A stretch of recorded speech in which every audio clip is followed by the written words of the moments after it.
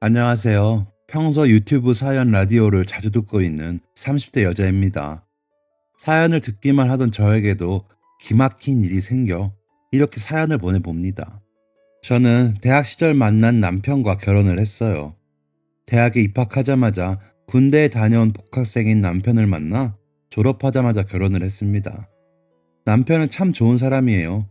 저는 아이들에게 한 번도 큰 소리 낸 적도 없고 강강약약, 강한 사람에겐 강하고 약한 사람에겐 약한 사람이죠. 주변 사람들도 잘 도와 평판도 좋습니다. 남편이 다리를 다쳐 잠시 회사를 나가지 못했을 때 전화 받느라 제대로 쉬지도 못할 정도였으니 말 다 했죠. 그리고 무조건 퍼주는 사람이 아니라서 가족들에게 피해가 가는 것도 아니고 오히려 남편의 이런 모습을 본받아 아이들이 바르게 자라고 있으니 남편은 좋은 가장이자 훌륭한 아버지입니다. 항상 남편은 내가 누리고 사는 것들은 다 누군가의 희생과 도움으로 된 거니 감사하며 살아야 해 라고 이야기하고 우리 아이들에게도 사람에겐 돈보다 중요한 가치가 있다고 가르칩니다. 저도 그 말에는 100번 동의하고요. 그렇게 가족들과 함께 신의와 의리를 지키고 산 지 어언 10년 정도가 되었습니다. 서로에 대한 존경이 밑바탕이 되었기 때문에 가능했던 일이라고 생각합니다. 처음 만난 남편은 어른스러웠고 배울 점이 많았으며 남편을 만날수록 그 생각은 더욱 커져갔기에 연애 때부터 결혼 이후로도 이런 훌륭한 아들을 키워내신 남편의 부모님께도 잘하려고 노력했어요. 남편도 부모님께 잘했고 제 친정 부모님께는 더 잘했죠. 저희 집은 아들이 없거든요. 아버지가 아들이 없어 적적하시겠다며 친아들도 이렇게는 안 할 것 같다는 생각이 들 정도로 잘했습니다. 저희 시부모님도 좋은 분들이셨죠. 좋은 분들이었습니다. 시어머니는 시댁으로 인사를 드리러 간 첫 만남날 상다리가 부러질 정도로 음식을 가득 차려두시고 절 반겨주셨어요. 시부모님 모두 저를 아주 마음에 들어 하셔서 첫 만남 이후로 남편을 통해 어서 결혼하라는 요구가 이어졌죠. 저와 남편은 사이가 아주 좋았고 양가 부모님과의 관계도 좋았기 때문에 결혼 준비는 아주 순탄하게 진행됐어요. 결혼식 이후로도 모든 것이 완벽할 정도로 행복했어요. 시댁과 친정 사이에 신혼집을 구했기 때문에 자주 뵙게 되었는데 그때마다 시어머니는 맞벌이하는 저희 부부를 위해 반찬도 한아름씩 만들어주시기도 하셨어요.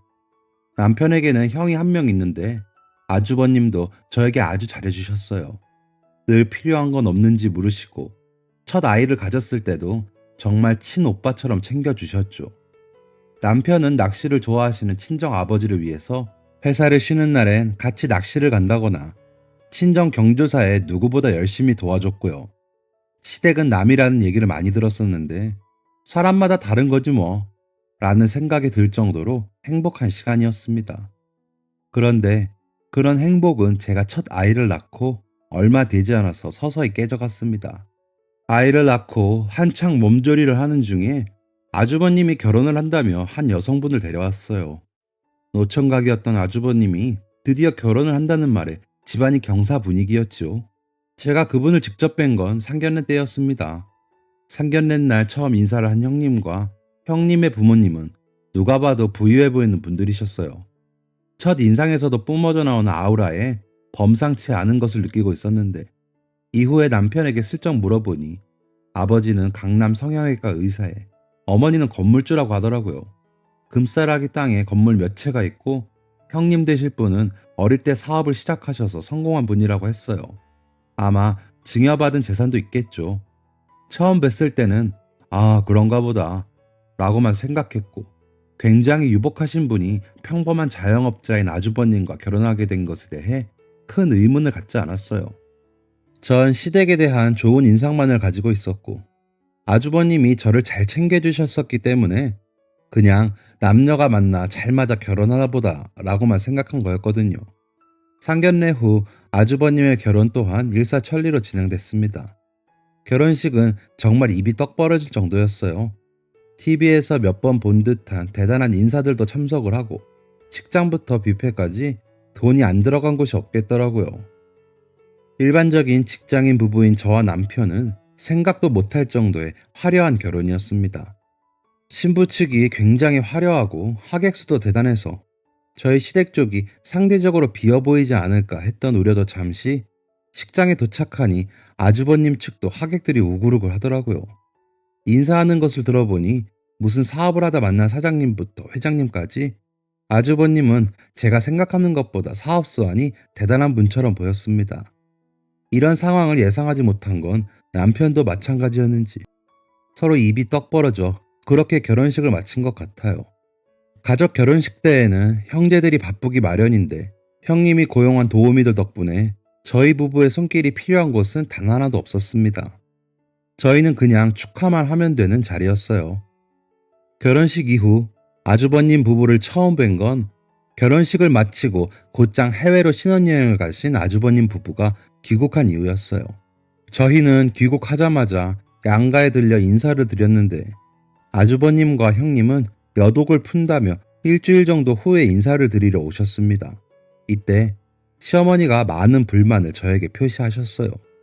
어머니께서 아니 어떻게 신혼여행도 다녀온 지 하루도 아니고 이틀도 아니고 일주일이 지나서야 인사를 온다니 이건 좀 아니지 않니 아가? 라고 말씀하시면 저는 아유 어머니 속상하신 건 알지만 두 분이 열심히 일하시면서 결혼 준비까지 하느라 얼마나 힘드셨겠어요.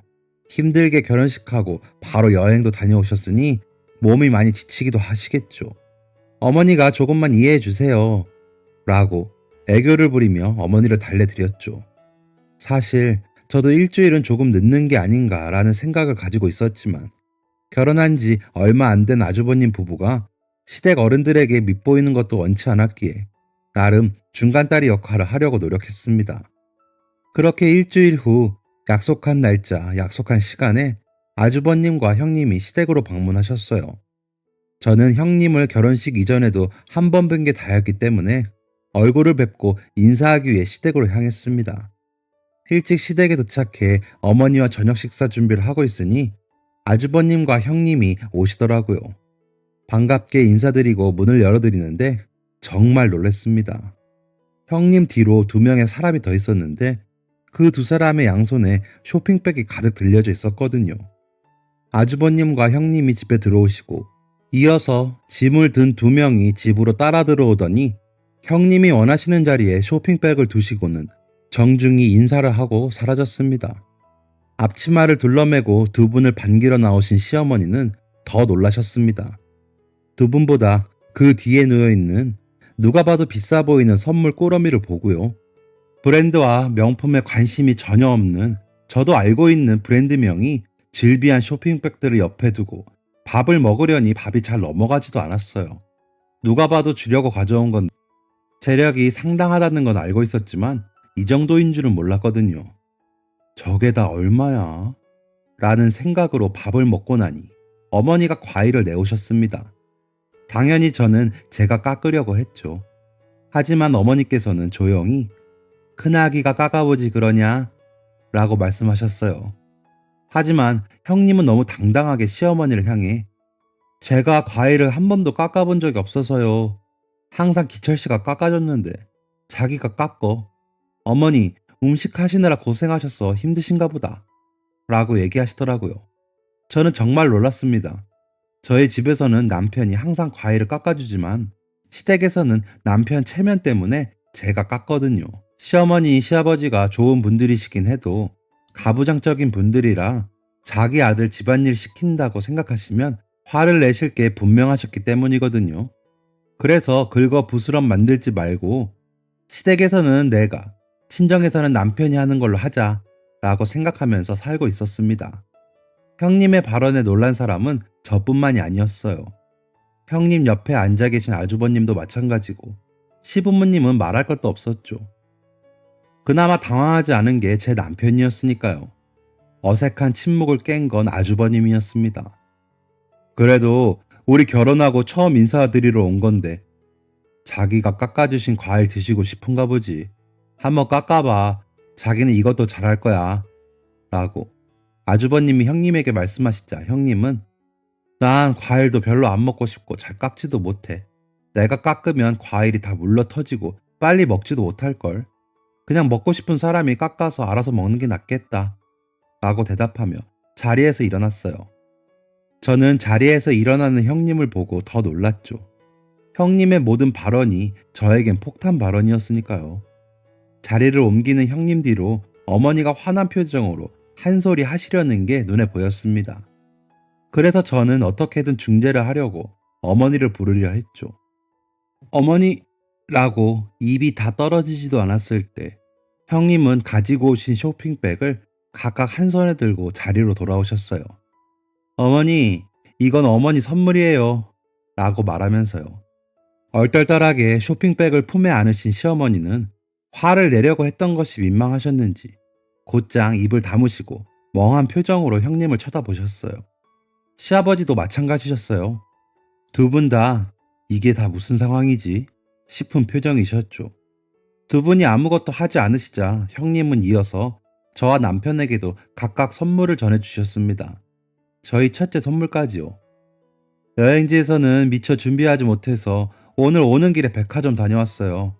라며 말씀하신 형님의 이야기를 들으니 여행지에선 가족들 생각도 못하고 있었는데 오려고 보니 빈손으로 가기 뭐해 부랴부랴 백화점에서 뭐 좀 산 거구나 라는 생각이 먼저 들었어요.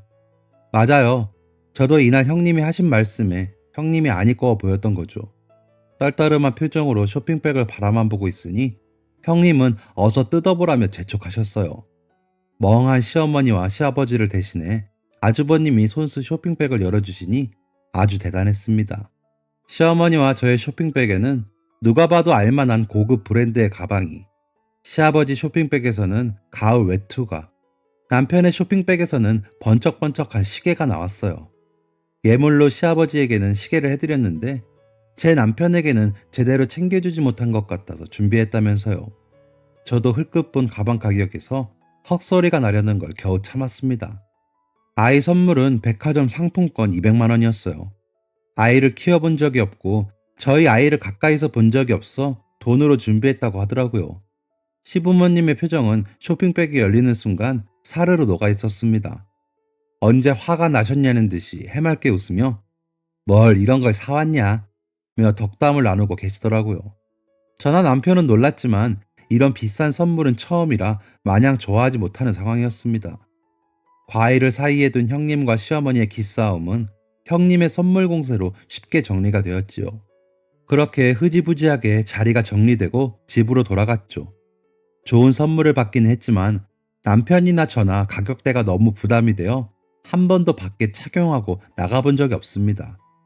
사람을 자주 만나는 직업인데 너무 화려한 액세서리나 가방은 오히려 방해가 되기도 했고요.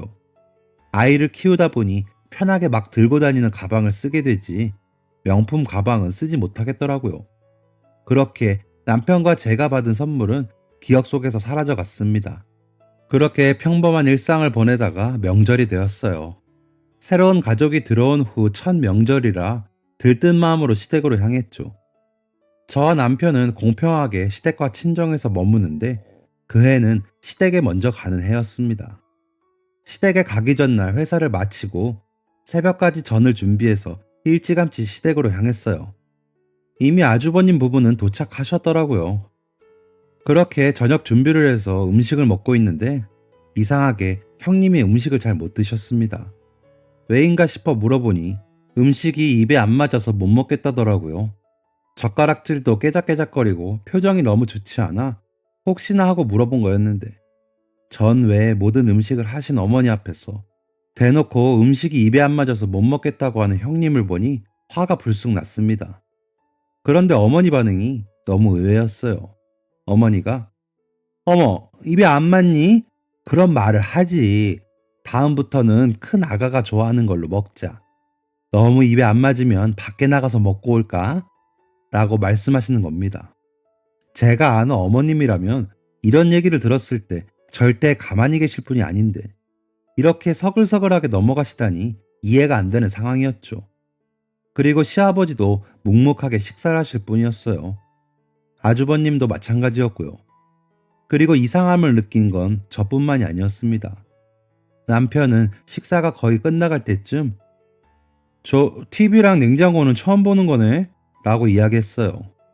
남편의 목소리가 묘하게 가라앉아 있었기 때문에 저도 집을 둘러봤죠. TV와 냉장고뿐만이 아니라 집에 처음 보는 가구나 물건들이 채워져 있는 것을 볼 수 있었습니다. 그제야 형님이 집 가전이나 가구, 오래된 것들을 바꿔줬다고 말씀하셨어요. 남편은 처음에 내 아내가 우리 집 와서 집안일 해본 적 없다 하니까 면박 주고 잔소리했던 분들이 가전 바꿔주고 가구 바꿔준다고 아무 말 안 하네? 라고 이야기하곤 밥을 마저 먹었습니다. 홀로 식사를 마친 남편은 저를 데리고 시댁 밖으로 나왔죠.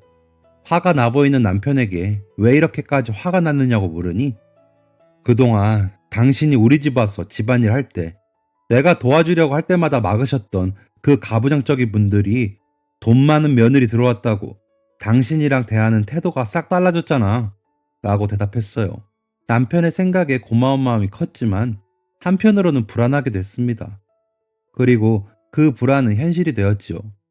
얼마 되지 않아 시아버지의 생신이 있었어요. 남편은 시댁에서 미리 연락하기 전까지는 절대 먼저 연락하지 말라고 했지만 자식된 도리로 그럴 수는 없다는 생각에 먼저 연락드렸죠. 어머니께 아버님 생신을 어떻게 하실 거냐 여쭤보니 생신 전날인 일요일에 모여서 같이 식사하시자고 말씀하셨어요. 남편에게 이 사실을 알리니 남편이 왜 연락을 했느냐며 타박했지만 군말 않고 따라오더라고요.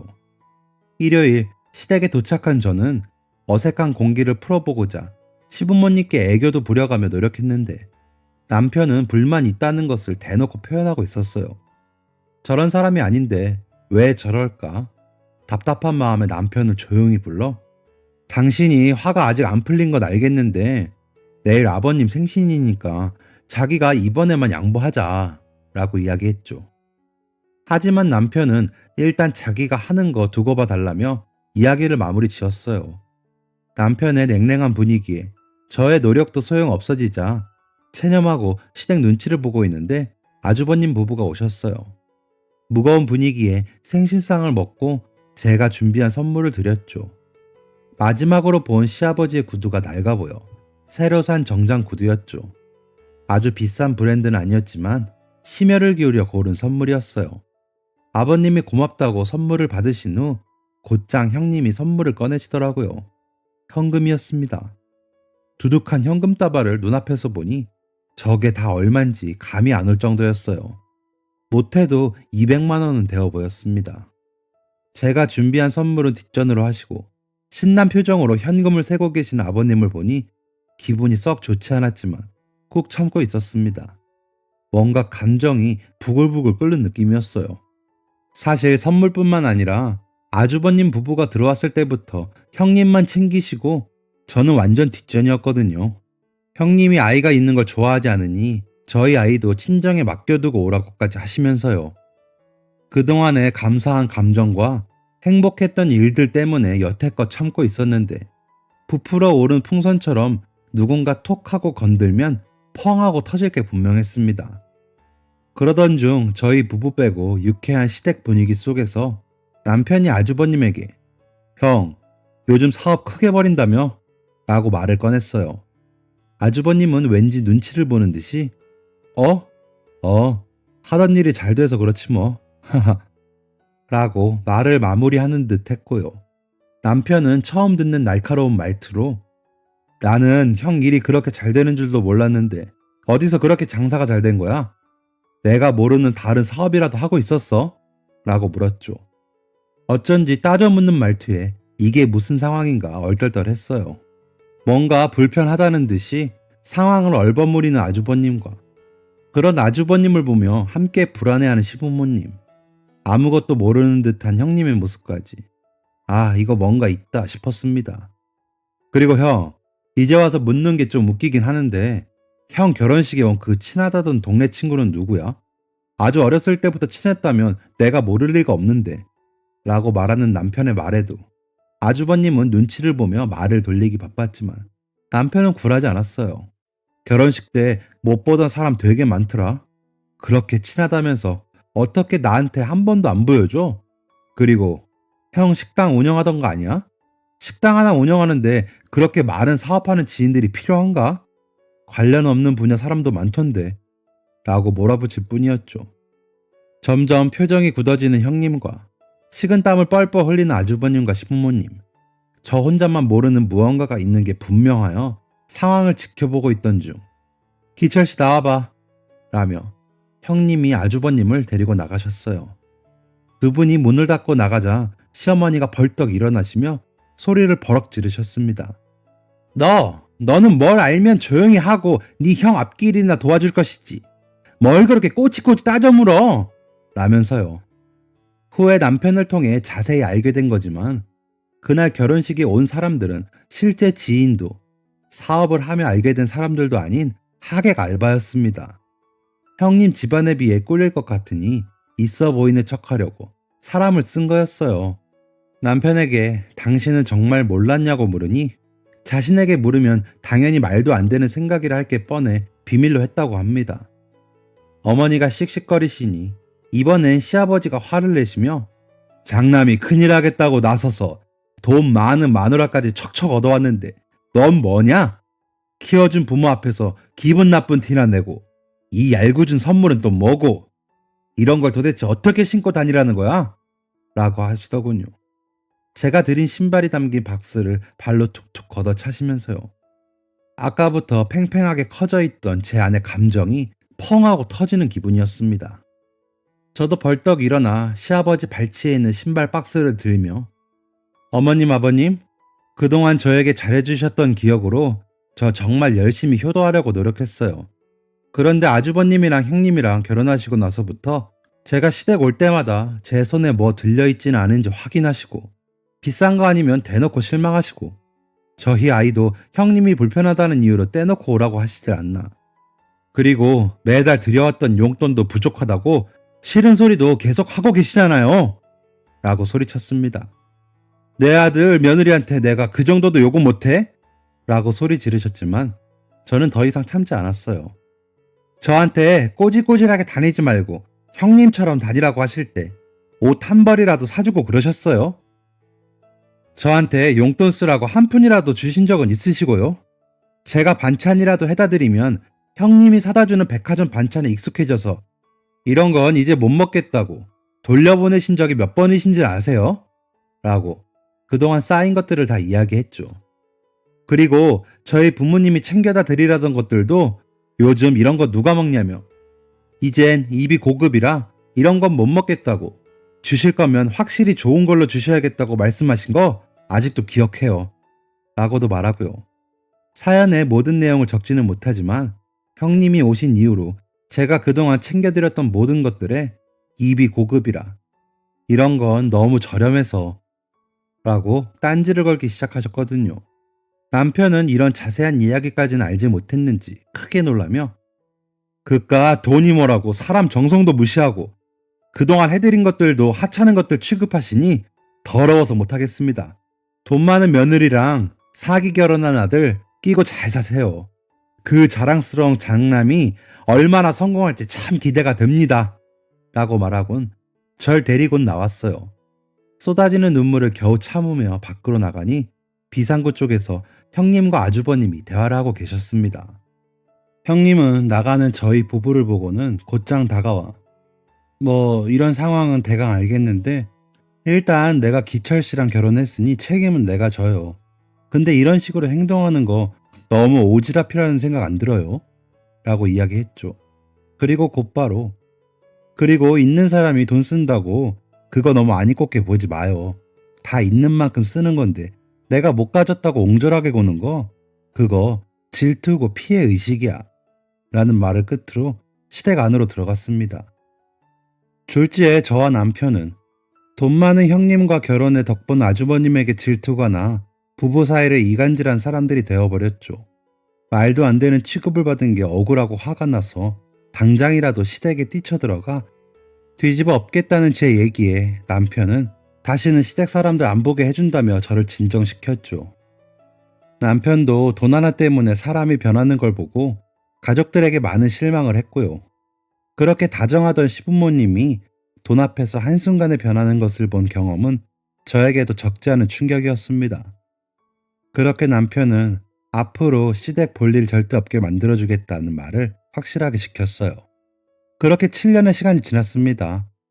20대 중반에 아이를 낳고 시댁과의 더럽다면 더러운 일을 겪고 나니 저도 좀 더 성숙하게 되더라고요. 사람이 큰일을 겪고 나면 성숙한다고 하잖아요. 7년의 시간 동안 둘째 아이도 태어나 내 가족이 단란하게 가정을 잘 꾸려나가고 있었습니다. 또 제 여동생도 결혼을 했고 아버지는 은퇴 후 치킨집을 차리셨습니다. 주말이 되면 시댁과 친정을 번갈아 갈 필요 없이 친정 아버지 치킨집이 잘 자리 잡을 수 있도록 도와드리곤 했죠. 또 다행히 치킨집이 잘 되어서 아르바이트생도 고용하고 서서히 이름을 알릴 수 있게 되었습니다. 저나 남편이나 회사 생활도 착실히 잘하고 있고요. 가진 것은 많지 않지만 남에게 손 안 벌리고 우리 가족들 행복하게 살 수 있을 정도는 되네요. 돈 때문에 사람이 변하는 것을 가까이서 봐서 그런지 너무 많은 돈이 있는 것보다 적당히 주변에 나누면서 필요한 만큼의 돈을 가지고 가는 것이 맞다고 생각합니다. 또 시댁과 연을 끊은 직후엔 신경이 쓰여 몇 번 수소문의 근황을 찾곤 했지만 시댁 식구들에게 더 이상의 인간적인 기대를 바라지 말라는 남편의 조언을 끝으로 시댁 사람들의 근황을 궁금해하지 않고 있었습니다. 그런데 해가 거듭되면 거듭될수록 알고 싶지 않은 정보들이 들어왔어요. 정보의 출처는 대부분 아주버님에게 돈을 빌려줬다는 지인들입니다. 아주버님과는 연락이 안 되어 제 남편에게 전화가 오거든요. 처음엔 남편 선에서 전화를 차단했지만 저와 함께 있을 때 온 전화를 통해 저도 사실을 알게 되었습니다. 내용은 대부분 형이 돈을 빌려갔는데 연락이 안 된다. 어디 있는지 아냐? 예요. 이런 내용이 아니라면 형이 어디 있는지 말 안 하면 가족들을 가만두지 않겠다. 는 협박성 전화고요. 저희 가족에게까지 피해가 가자 분노한 남편이 모든 정황을 캔 결과 알게 된 사실은 이렇습니다. 아주버님과 형님이 결혼할 당시 아주버님은 형님의 돈을 보고 결혼을 하기 위해 본인을 굉장히 엄청난 아이템을 가지고 자수성가한 사업가라고 속였고 투자자가 확실치 않아 사업을 확장하지 못하고 있는 것이라고 꾸며댔다고 해요. 실제로 아주버님이 어떠한 사업을 하고 있는 것은 맞았고 어찌 보면 전망 있는 사업이라고 생각이 들었다고 하네요. 실제로 많은 투자자들이 아주버님의 사업에 투자를 했고요. 하지만 사업에 대한 아주버님의 설명은 사실보단 꾸며내고 과장된 것이 많았다고 합니다. 사실 사업가보다는 사기꾼에 가까운 거죠.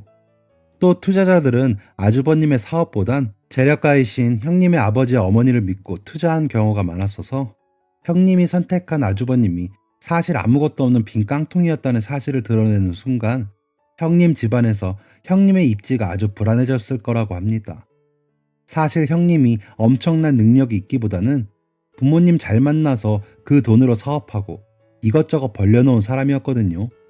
자기가 잘 먹고 잘 사는 게 본인 노력과 재능으로 된 것인 줄 알고 흐린 판단력으로 아주버님을 만났으니 형님 부모님께서 형님을 어떻게 믿고 본인들 재산이나 사업을 물려줄 수 있겠어요.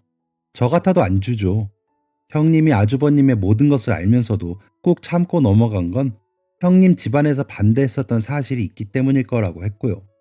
형님은 자신이 선택한 남자가 성공할 남자라는 것을 보여주기 위해 본인 돈과 형님 집안 돈을 끌어다가 아주버님 사업에 쏟아넣기 시작했다고 합니다.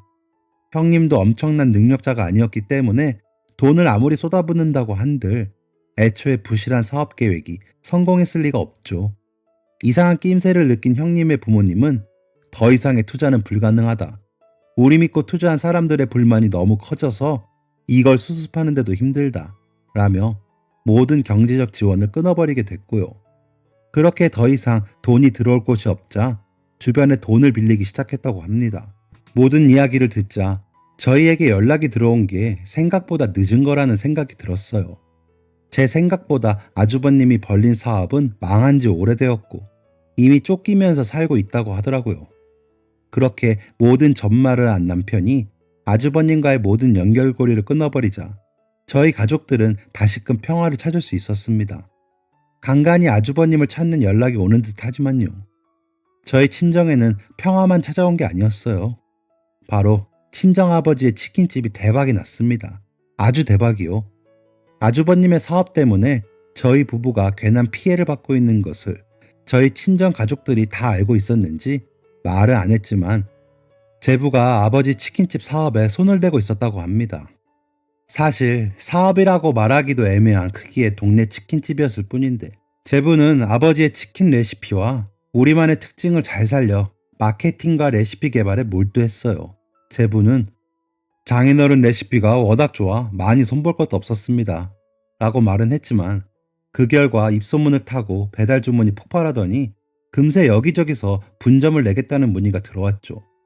겁이 많으신 아버지는 지금도 만족한다고 손살에 치셨지만 프랜차이즈 전문가와 협업하여 많은 시간을 투자한 끝에 제부는 승승장구했습니다. 하루 24시간이 모자랄 정도로 뛰어다녔으니까요. 많은 전문가들의 조언을 받고 제부의 전공 지식까지 살려 일권의 성공이었어요. 그렇게 제부의 손길이 닿은 이후 아버지의 치킨집은 여러 개의 분점을 내더니 대기업의 인수제의까지 받게 되었습니다. 치킨집 브랜드에 관련된 모든 것을 넘기는 조건으로요. 금액도 파격적이었습니다. 무려 100억이었으니까요. 이 모든 게 얼마 전의 일입니다. 조그맣게 노후를 위해 시작했던 치킨집의 규모가 너무 커지자 막연히 두려웠던 아버지는 대기업의 조건을 수락함과 동시에 이후에 개발되는 레시피와 마케팅 관련된 내용에 참여하겠다는 조건을 내걸었어요. 이 때문에 처음 제안했던 인수 비용이 조금 줄었지만 제부는 앞으로의 사업의 바탕이 될 기회를 얻게 되어 만족하고 아버지는 이후로도 일을 할 수 있게 되어 만족하고 계십니다. 제부와 아버지의 의견이 많이 반영되진 못하겠지만 두 분이 만족한다면 된 거겠죠. 아버지의 치킨집이 어떻게 되든 사실 그건 저희 부부의 일이 아니었기 때문에 잘 되길 바라는 마음만 가지고 남편과 저는 평상시와 같은 일상을 보내던 중이었어요. 그렇게 퇴근을 하고 친정으로 아이들을 데리러 가는데 회사 앞을 지나가는 저를 누가 덥석 잡아 세웠습니다. 뒤를 돌아보니 너무 변해버린 시어머님이 계셨어요. 왜 이곳에 계시는지 의문도 잠시. 제 눈에 두 분의 행색이 들어왔습니다. 뭔가 비싼 옷으로 휘황찬란하게 두르셨는데 귀티는 없고 지저분하게 정돈되지 않은 머리와 어울리지 않는 진한 화장까지. 제가 알던 시어머니의 모습이 아니었습니다. 뭔가 할 말이 많아 보였지만 상대할 여유도 마음도 없었기 때문에 단호하게 손을 뿌리치고 등을 돌렸어요. 그런데 시어머니가 제 바지가랑이를 붙잡고 주저앉는 겁니다. 회사 앞이기도 했고 절대 놓지 않는다며 엉엉 우는 시어머니를 어떻게 할 수가 없어 가까운 카페로 들어갔어요.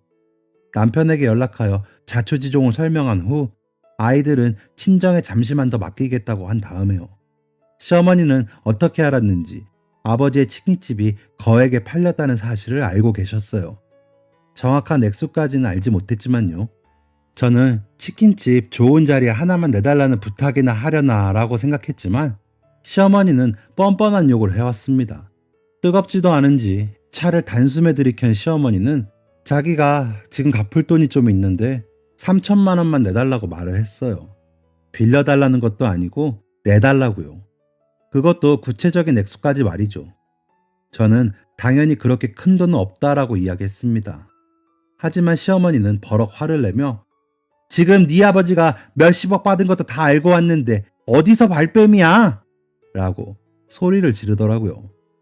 모든 이목이 저희 쪽으로 집중되기에 남편이 오기까지 우선 진정시키는 게 먼저겠다 싶어 시어머니에게 차분히 물었습니다. 도대체 어디에 그 많은 돈을 쓴 거냐고요. 저희도 뭘 알아야 도움을 드리든 말든 하지 않겠냐고 말이죠. 시어머니가 이후에 뱉은 말은 제 상식선에선 이해가 안 되는 것들이었습니다. 또 시어머니가 가부장적인 분이긴 했어도 그저 옛날 분이셔서 그런 거지. 사람이 가볍거나 교양이 없는 사람은 아니었는데 지금 시어머니의 모습은 교양도 예절도 예의도 없는 사람의 것이었습니다. 시어머니는 부잣집 사모님들이 하는 계에 가입해서 프리미엄 마사지며 호텔 사우나며 골프를 마음껏 즐기셨다고 해요.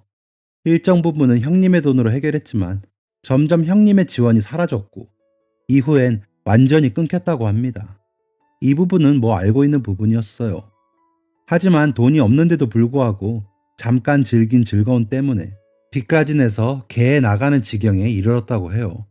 만나는 사모님들과 구색을 맞춰야 하니 옷도 매번 비싼 걸로, 마사지는 제일 비싼 걸로 풀코스로, 사람이 체면이 있으니 가끔은 골프 비용도 척척 내고 말이죠. 자기도 왜 이렇게까지 했는지는 모르겠지만 그냥 그렇게 됐다고 했어요. 너무 힘들어서 형님에게 얘기하니 어머니, 저 이제 이혼할 거예요.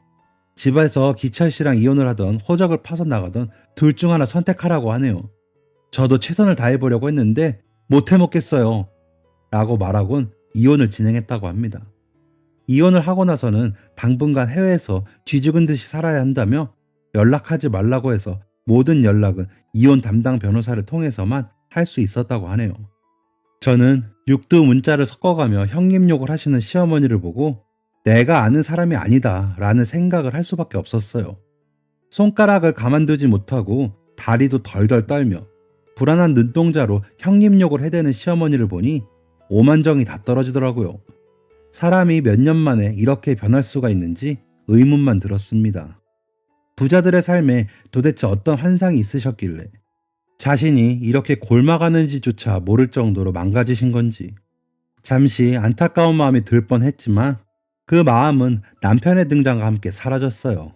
시어머니가 저에게 아무리 그래도 어떻게 그렇게 한순간에 이혼해버리고 남처럼 갈라설 수가 있냐? 있는 놈들이 더하다 더해 라고 온갖 욕설을 섞어가며 형님 이야기를 하실 때쯤 남편이 나타나 저를 데려가려고 했어요. 시어머니는 화색이 되며 남편을 반겼죠. 우리 착한 아들! 시어머니의 행색에 남편은 매우 놀란 듯 했지만 개의치 않아 했습니다. 주변에 시선이 몰리던 말든 제 짐까지 챙겨 저를 데리고 나가는 남편 뒤로 시어머니는 울면서 화를 냈다가 친근한 척 손주들 이야기를 하며 다가오는 등 불안한 증세를 보이며 따라왔어요. 도대체 아버지는 뭐하고 계시냐며 남편이 버럭 소리 지르자 시어머니는 차가운 얼굴로 그 인간 바람나서 집 나갔다 라고 말씀하셨습니다. 이 부분도 아주 충격적이었어요. 평생 유흥이나 여자와는 관련이 없는 분이라고 생각했는데 유흥에 빠져 그곳에서 만난 여자와 바람이 났다는 사실을 듣고 말이죠. 하지만 모든 것을 되돌리기엔 너무 멀리 와버렸기 때문에 저희 부부에게 문제를 해결할 생각은 없습니다. 여러 번 기회를 주고 문제가 있음을 얘기했는데도 저희를 몹쓸 인간으로 만든 건 시댁 사람들이니까요. 그렇게 시어머니를 뒤로하고 친정으로 아이들을 데리러 갔는데 뭔가 이상한 낌새를 느끼신 친정 부모님께서 집요하게 상황을 물어보셔서 모든 일을 말씀드렸어요. 시댁 사람들에게 아무 도움 주지 않을 생각이었지만 친정 부모님의 설득으로 정신이 불안정해 보이시는 시어머니는 시설에서 모시기로 했습니다. 아버지는 그분들은 이미 자신들의 욕심에 대한 대가를 충분히 치르신 것 같다. 나이 들어 손주들 재롱 보며 우아하게 살다 우아하게 죽을 수 있었는데 말년에 그런 삶을 살고 있으니 그 인생이 얼마나 안타까우냐 라고 말씀하셨습니다. 가지지 못할 것을 갖고자 무리하게 욕심을 내다 가질 수 있는 것마저 놓쳤으니 이젠 배 부르고 등 따시게 지낼 수 있게만 해주는 게 어떻겠냐고요. 친정 부모님 두 분 다 강력하게 말씀하시니 감히 저희가 어떻게 안 된다 할 수 있었겠어요.